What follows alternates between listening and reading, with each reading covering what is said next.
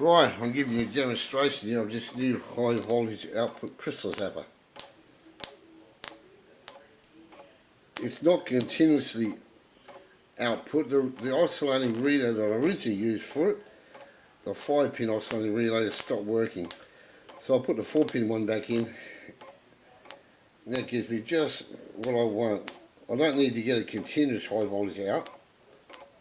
You can hear the relay. Now this is the high voltage output here, the return. It still works, as you can see, and you can hear the relays oscillating once a second. See, once a second.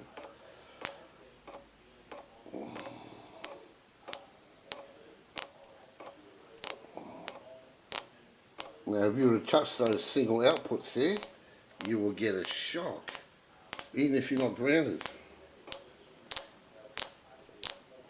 See that? And I've got the switch there and the input there. You can actually hear the relay pulsing once a second, which is alright, I suppose. Sometimes the relays will pulse a bit faster randomly, so I don't know why. But that'll do me anyhow. Don't need to have a continuous high voltage arc output, but that'll do anyhow. So this is the 2 high voltage output here. Now I've already done one video shooting the inside of the box, which I'll upload on YouTube, but this one is demonstrated here.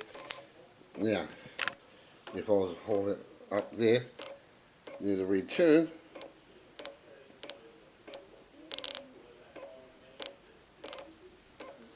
okay, the speed of a return arc is different than when I hold the other high voltage output.